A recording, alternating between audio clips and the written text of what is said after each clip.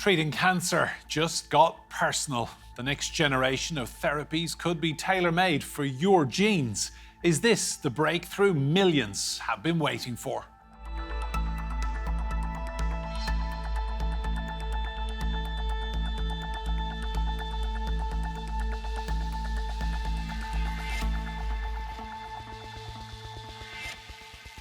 Hello and welcome to Roundtable. I'm Enda Brady. 1 in 2 of us will get cancer in our lifetime. It's a frightening statistic, but there are now some amazing and bespoke treatments being trialled that could turn the tide. Sue Scott was planning her funeral. Her cervical cancer had spread and the normal treatments weren't working. As a last hope, she enrolled into an immunotherapy clinical trial. To be at death's door, I mean literally at death's door, and I always say I knocked on death's door, nobody was home. I ended up coming back from there, but it's a wild experience.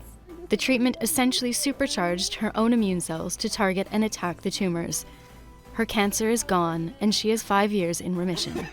And one of those patients where all the cancer went away, what was primarily being targeted was a tumor antigen that's actually expressed by many different kinds of cancers. Similar personalized treatments have shown promising results in certain types of blood, lung, and skin cancers as well. Cancer is the leading cause of death worldwide, 10 million people in 2020. That's nearly 1 in 6 deaths. But many cancers can be cured if detected early and treated effectively. These immunotherapy treatments are bringing hope to those with cancer and those who might get it in the future. Now, a cancer diagnosis is not necessarily a death sentence. Well, let's meet our guests. Dr. Khaled Sadek is a general practitioner at the Arista Medical Clinic, and he joins us from London. Harshana Chaurasia is a biotechnologist at the Gene Editors of the Future. That's at the University of Westminster. And also here with me in the studio is Oksana Pyzik. She is a lecturer at the UCL School of Pharmacy. She's the Research Department of Practice and Policy. And Nadine Benyahia is a researcher at the Genome Engineering Lab, also at the University of Westminster. You're all very welcome to Roundtable. Dr. Khaled, I'll come to you first. Are we entering a new era for cancer treatment? Hi, Edna. Thanks for the invite and for the guests today. Well, look, it's certainly very exciting times for cancer research. Over the last 20 years, we've had many, I'd say, false dawns in the treatment of cancer. But I think the development of, a cancer vaccine, so to speak, appeals to everybody because of the ease of administration, the tailoring to individuals, and the success rates that is potentially promising to millions of patients who have been diagnosed with cancer. And just give us a run through, Doctor. How does the vaccine work? What's the thinking behind it? Yeah. Well, it's not a vaccine in the sense that if you don't have cancer, you get inoculated and therefore you have a treatment against it, a prophylactic treatment. In the traditional sense, you'd have a polio vaccine, for instance.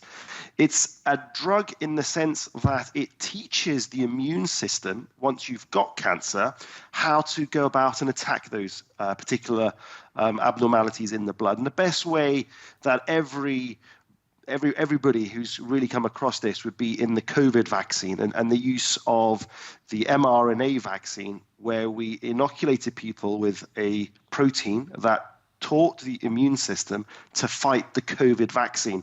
And that was tweaked according to the various strains of COVID that were developing. And so that is the idea behind it, is to be able to teach the immune system to tackle the cancer that it's facing. So it's very tailored, very specific, and very promising. So Nadine, these cancer vaccines, they're custom built. They're pretty much tailored to each individual patient because the surgeons will have gone away and analysed, for example, a tumour and then worked out what vaccine needs to be built for that person. Is that right? Exactly. Actually, they are personalized vaccines. That's the interesting thing about them, because cancer in general is very difficult to fight because it can evolve differently from one person to another. But in the case of cancer vaccines, we take a sample of the patient's tumor and we create the mRNA specifically for the proteins that are in the cancer cells that are in that patient. So they would be personalized to attack that cell specifically. So Nadine, this is very exciting. It really is, because it's a new era for where we can offer each patient a treatment specific to them. That was the issue about cancer in the beginning. So this gives us hope in the future that we can treat cancer in the long run. Yeah. More efficiently. More efficiently, yeah. Oksana, is this the game changer the medical world has been waiting for? In many ways, yes.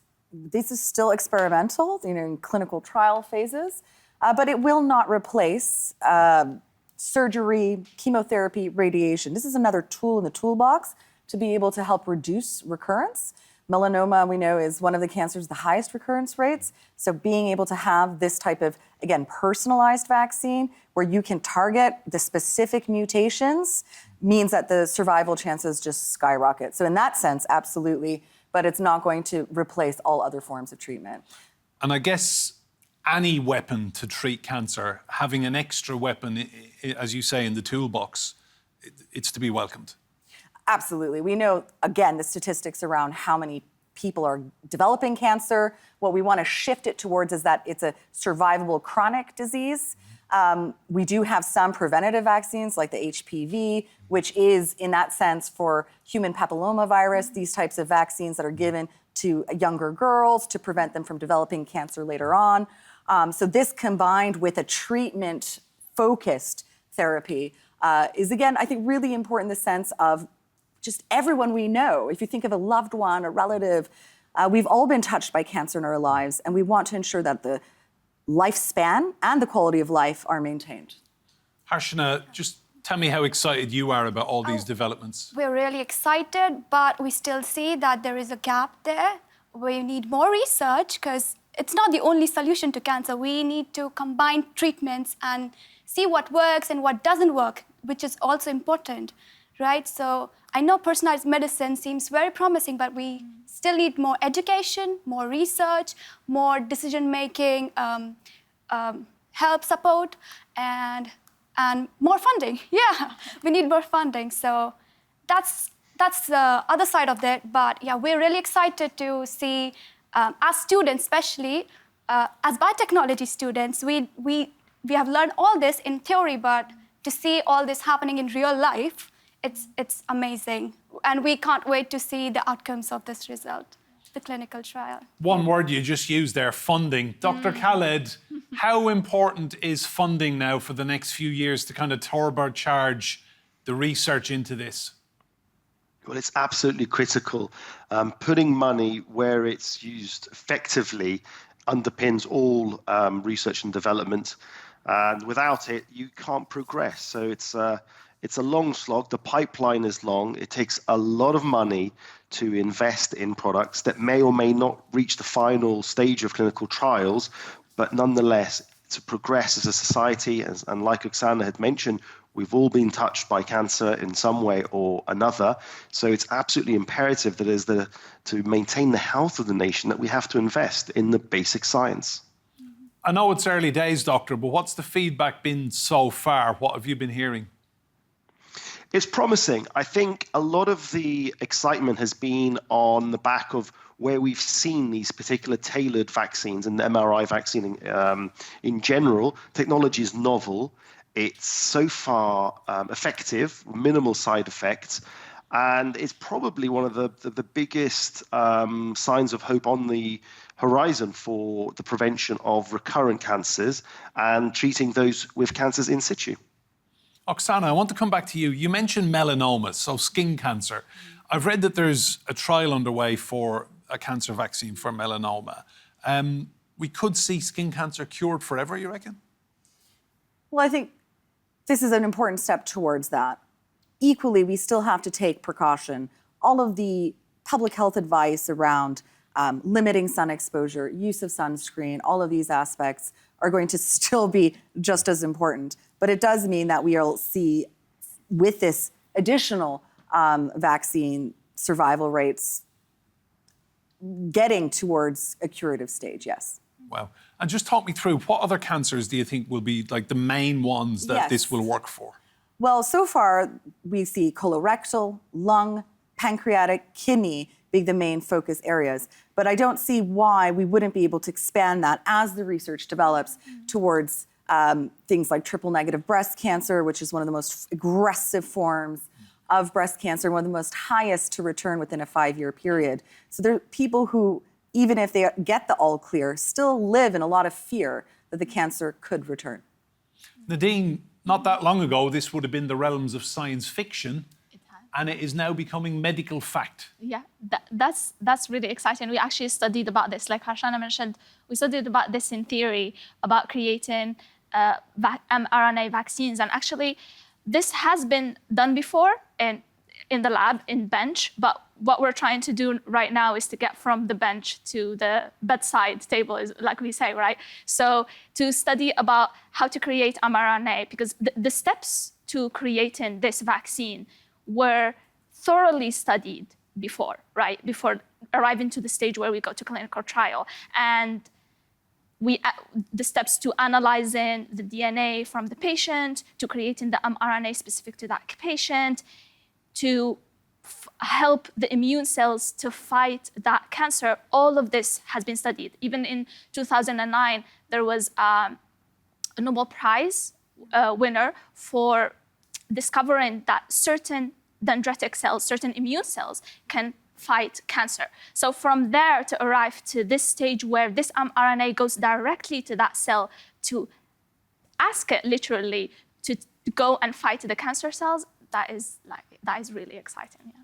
Harshana, you're starting out in your career, obviously, and you've been studying extremely hard. Just tell me, how excited are you for the future technologies that will benefit, from research from people like you? So currently, we're studying about PFASs, which is one of the major carcinogens, so cancer-causing agents, found everywhere. They're also called forever chemicals because it's really hard to break them, right? And also, previous studies were more nucleus-based, so nucleus is like the master of cells. It's generally called the master of cells.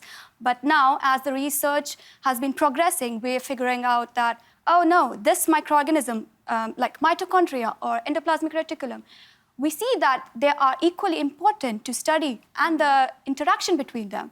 So currently in our research project, we're figuring out how these chemicals affect mitochondria, nuclei, all different sort of organelles in the cell, and how it relates to cancer. We also work at a genetically engineered cancer cell line. So we've generated a vulnerable set of cancer, which represent the vulnerable population in this world. So we're kind of tackling cancers from different directions, but this research, the one that we're doing, is one side of it. But developing therapy is the other side of the research. So we are basically characterizing, identifying what changes, what mutations does these chemicals, like PFAS, bisphenol, make, and how it leads to cancer, so that people like, herself, and we can, develop new therapies, and we can bring up more medicines or precautions. We can, work on identifying certain precautions that we can take to tackle those diseases. So, Oksana, just talk to me about accessibility. A lot of people watching will know someone going through treatment, may even have been diagnosed themselves recently. And I think the question they will be asking is, how can I get one of these vaccines? Yes, so currently it's limited to just clinical trials. So, you're talking about only in the 100,000s range. In future, once this is expanded, there is going to be this lag period, and I think quite a lot of disappointed people that it is not at a stage at which many people are going to be accessing this around the world, but even in the UK, where some of this is being piloted. So we're still quite a ways away from it being globally accessible. Come back to you, Dr. Khaled. Do you think there will be frustration maybe in the short term? Cancer obviously is something that the clock will start ticking as soon as someone gets a diagnosis. Do you think maybe some patients will be hoping that, advances are made quicker and that these vaccines can get rolled out even faster? I think irrespective of the medicines that are developing on the horizon, there is always that frustration when you're diagnosed with cancer and you're desperate to get a treatment. And having access to novel treatment appears appealing to those who are most desperate, looking for a cure for what is in effect a terminal illness. So it's understandable there would be that frustration. The caveat is, of course, that this is entirely novel. It's still in the clinical trials phase, and it would be wrong to put so much hope into novel studies when there are tried and tested methods that may be more suitable for those individuals. So I can totally empathize with individuals who have been diagnosed with cancer and the future is not looking bright, and you're frustrated and you want the latest, newest, shiniest form of treatment. That's absolutely normal to want that for the best for you or your loved ones. But it's also important not to lose fact that there is a mainstay option of treatment available, which is tried, tested, and clinically approved. It's not novel. So don't be frustrated if you can't get the latest buzz. There is always hope in the current treatment, and patients mustn't forget that. And Khaled, I've read that there are 30 UK hospitals taking part in the Cancer Vaccine Launchpad initiative. Just give us an idea how that will work. Well, this is like Oksana was mentioning, it's a clinical trial, so you would have to be eligible to sign up to this. Your oncology team would be the best people to sort of identify candidates. A lot of the research centres will have reached out to these 30 NHS trusts. They would have a clinical protocol in place for identifying patients to make them enroll both in secondary care and for the primary care as well. So if you are a patient and you think you'd like to take part in something like this, then I would recommend speaking to your oncology team first, your oncologist, see if it's relevant. It might not be relevant. Often with clinical trials, the spectrum is tight. It's not a sort of broad brush cure for everybody. We have to really look at a very finite window so that the results really are understandable. But yeah, if you're interested, speak to your oncology team. The chances are your NHS is signed up to the launch pad, and you could be linked up with your nearest research centre. Nadine, just tell me about yourself. What made you want to study this area of research?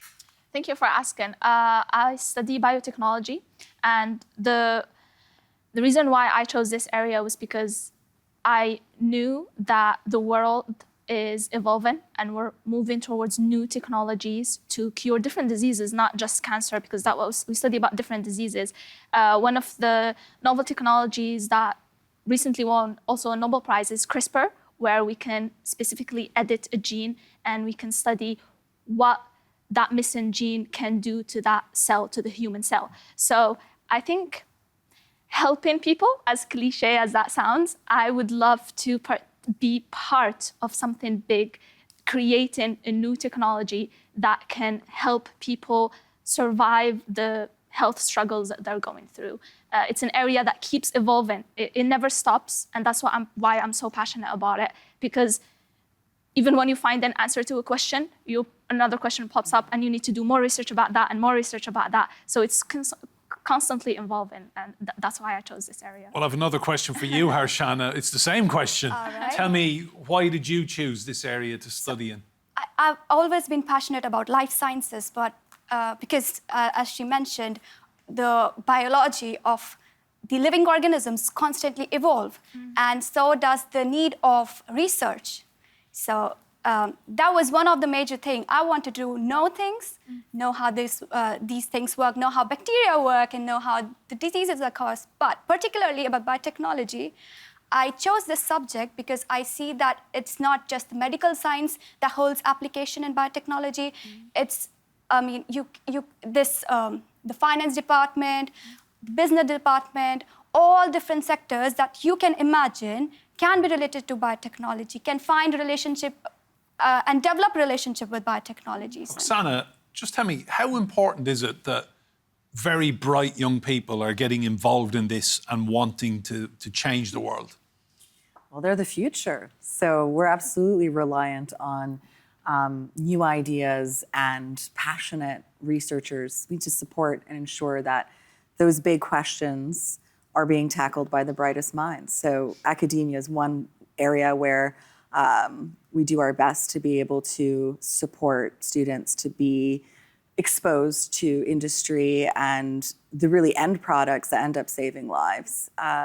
So as we said, from lab bench to bedside, as an example. But I think that one of the most interesting things is that it's the same company, BioNTech, which came up with the mRNA COVID vaccine, that is now leading the way for cancer vaccines. So a lot of that original work had actually started in cancer with the research team at BioNTech, and then adapted that and pivoted it towards the pandemic and COVID-19 SARS-CoV-2 virus. So it's amazing to see that flexibility and ability to apply those scientific foundations towards new problems. And so do you think in a way then that COVID has kind of helped the medical world understand vaccines, and this is helping cancer as well? Well, one of the if you think about Operation Warp Speed, right, in the US, just so much money had been released,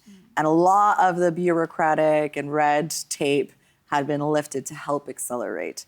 And if we can say in peacetime, it can be much more time consuming, much more difficult to get that type of acceleration within research. So it absolutely gave a huge boost to the entire research sector. And we see now a lot of pharmaceutical companies being able to tackle all sorts of different problems, cancer and beyond. Dr. Khaled, I want to come back to you. There will be many people watching who may have had a recent diagnosis of cancer, and they will be doing what everyone does, going on the internet, searching for information, and they may read news articles about cancer vaccines. What would you say to someone recently diagnosed who's thinking, this might save me, or maybe I should volunteer for a trial? Well, look, there's absolutely no harm in reading about your disease, reading about the latest advancements in your disease. And if there is something that catches your eye, by all means, bring that to your GP, bring that to your oncology team, talk through with them what the implications are for you and whether it's something you can enroll with. We've spoken about the launch pad for the cancer vaccine, so that could be something you enroll in. But remember, often the stories about research is coming from the lab bench, and it does take many, many years before it comes to the bedside. That clinical pathway, that pipeline for R&D development is long, and so it might not be available to you instantly. Having said that, we mustn't forget we've got several decades of prior research and clinical trials which are ready. So if something you read appeals to you and isn't quite available, don't lose hope. There's lots of opportunity to get current treatment and get you on the road to recovery. And Khaled, do you think year on year we're getting closer to... I know we'll never fully defeat cancer, but are we getting very close now to giving it an extremely good run for its money? I think it's a journey of 1,000 miles. And as the saying says, it's one small step and you'll get there. We're certainly many, many years ahead of where we were even just 10 years ago in terms of treating cancer. And I have every faith in humanity in being able to tackle this condition and do it in good time. Just back to you, Nadine. Yeah. Your studies going forward in this area, which area would you like to specialise in?